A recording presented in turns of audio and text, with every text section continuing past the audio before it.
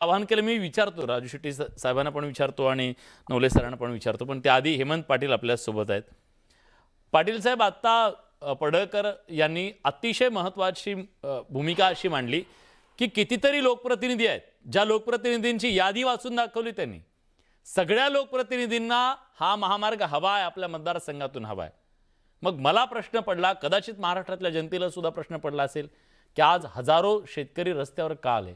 लोकप्रतिनिधी जनता वेगळी आहे का, एक मुद्दा तो. आणि दुसरं, आत्ता आपण सोलापूरवरून नांदेडपर्यंत जर निघालो, तुम्ही नांदेडचे आहेत म्हणून मी तुम्हाला विचारतो, सोलापूर, औसा, लातूर, नांदेड अतिशय चांगला रस्ता झालेला आहे, मग त्याला समांतर आता नव्या रस्त्याची गरज आहे का, हाही त्यांचा सवाल आहे.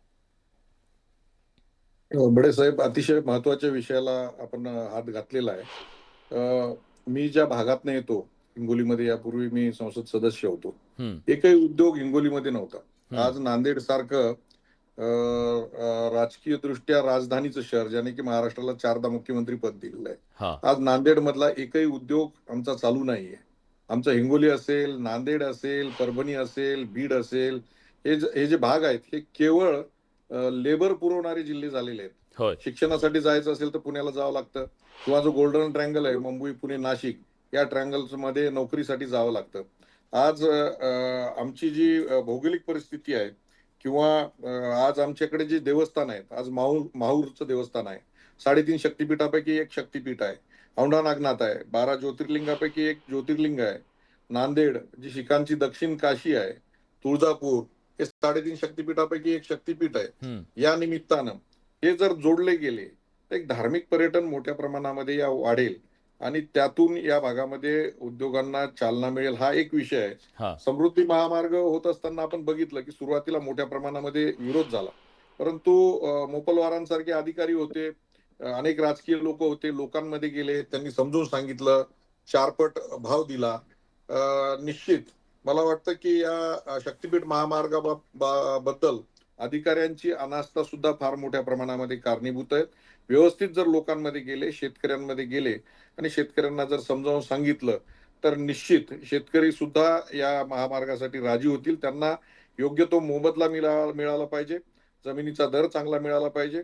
निश्चित जे मार्ग झाल्यानंतर, आपण शक्तिपीठ आपला समृद्धी महामार्ग झाल्यानंतर आज बघताय की नागपूरवरनं मुंबईला जाणारी वाहनांची संख्या वाढलेली आहे, त्या भागातला कच्चा माल मोठ्या प्रमाणामध्ये चाललेला आहे.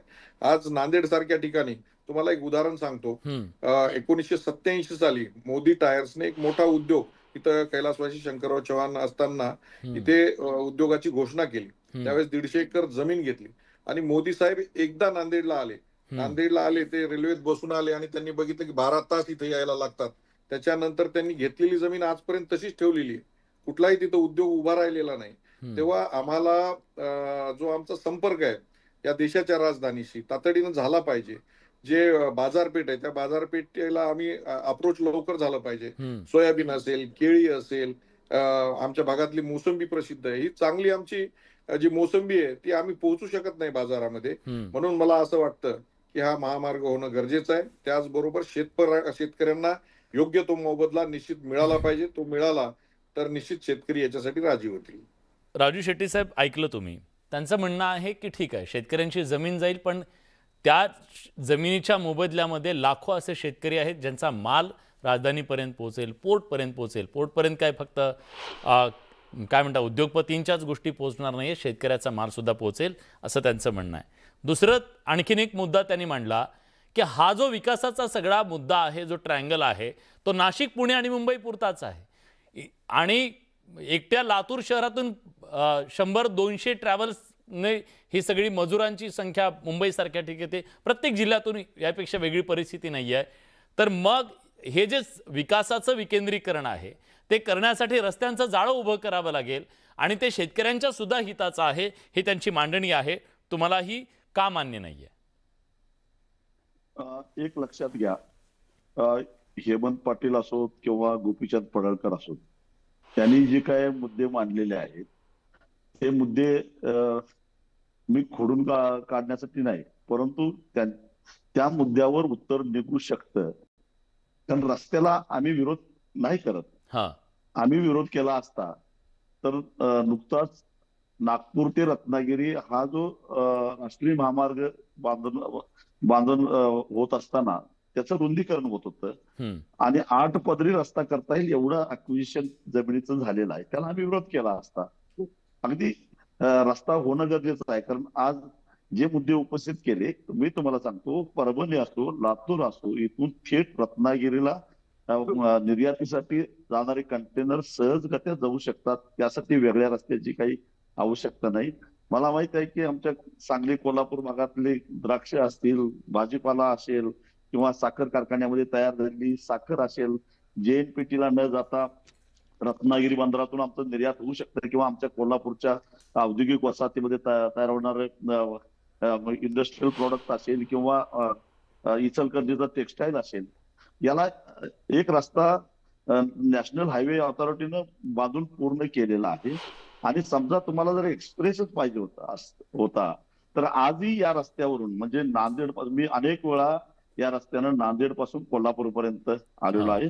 ताशी 120 किलोमीटरच्या स्पीडनं सहजगत्या जाऊ शकतो, कारण या रस्त्याला 60 किलोमीटरला एक टोल लावलेला आहे आणि त्या टोलमधून दररोज 40 लाख इतका टोल अपेक्षित असताना तिथं केवळ 9 ते 10 लाख रुपये टोल वसूल होतो. याचा अर्थ क्षमतेच्या केवळ 25%च रस्ता तो वापरला जातो. पण तरी सुद्धा या सगळ्यांच्या हट्टाकत्र आपल्याला एक एक्सप्रेस हायवे करायचा आहे. तर हा रस्ता बांधत असताना पुन्हा भविष्यामध्ये 8 पदरी रस्ता करता येईल. शक्तीपीठ तर 6 पदरी आहे, 8 पदरी रस्ता करता येईल इतका जमीन आधीच अधिग्रहित करून ठेवलेली आहे. मग त्या रस्त्याच्या शेजारी बरोबर समांतर दुसरा नवा रस्ता करायची आवश्यकता काय, एवढाच माझा मुद्दा आहे. ठीक आहे पडळकरजी, याचं उत्तर तुमच्याकडे काय? समांतर रस्ता कशासाठी? काही ठिकाणी जर समांतर रस्ता असेल तर ती अलाइनमेंट बदलली पाहिजे. राजू शेट्टी साहेबांचं जे म्हणणं आहे ते योग्य आहे, म्हणून आता बऱ्यापैकी ती अलाइनमेंट चेंज केलेली आहे. परंतु माझी त्यांना विनंती आहे शेट्टी साहेबांना की ह्या सगळ्या विषयामध्ये तुमचं मत हे एकदा वरिष्ठ लेवलला ह्या विषयावरती चर्चा होणं आवश्यक आहे.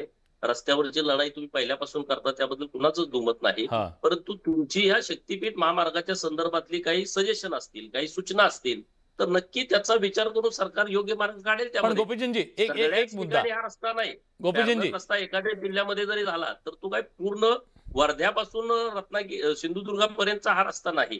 जिथं कुठं समजा समांतर होत असेल तर तो 100% बदलला पाहिजे आणि तशा पद्धतीनं आता नवीन अलाइनमेंट या संदर्भातली आलेली आहे. आणि त्यामुळे योग्य मार्ग आपण अतिशय ज्येष्ठ नेते आहात, या सगळ्या विषयामध्ये आपण पुढे जाऊ.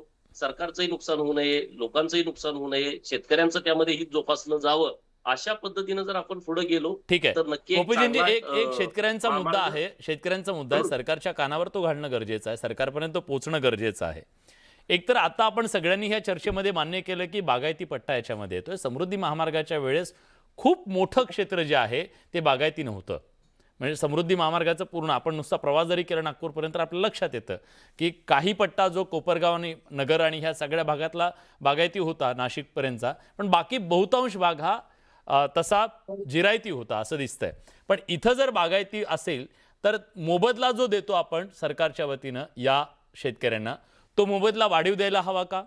दुसरं, समजा अल्पभूधारक शेतकऱ्यांची संख्या इथं मोठ्या प्रमाणात आहे पश्चिम महाराष्ट्रामध्ये, 2-2, 3-3 एकर वाले खूप शेतकरी आहेत, ते पूर्ण भूमिहीन झाले तर त्यांच्या उदरनिर्वाहाचं साधन 4 पैसे देऊन ते उभे राहणार नाहीत, त्यांना नोकरी देता येईल का?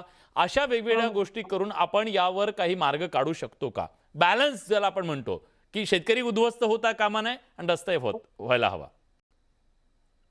हे बघा, राज्याचे मुख्यमंत्री देवाभाऊ अत्यंत संवेदनशीलपणे काम करतात आणि शेतकऱ्यांचं ज्यामध्ये हित आहे तीच त्यांची अग्रेसर भूमिका असते.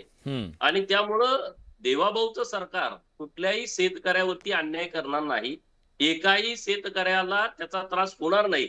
आणि आता ज्या सूचना आपल्या आल्या दराच्या बाबत, नोकरी देता येते का, हे चर्चेचे विषय आहेत आणि याच्यावरती चर्चा केली पाहिजे. सरकार योग्य आणि चांगली भूमिका घेईल. याच्यामध्ये आपण पुढे जाऊन या सगळ्या विषयामध्ये शक्तीपीठ महामार्ग व्हावा. शक्तीपीठ महामार्ग होताना शेतकऱ्यांच्या हिताचं काय आहे त्या संदर्भातली चर्चा करून आपल्याला पुढे जाता येईल. डॉक्टरांकडून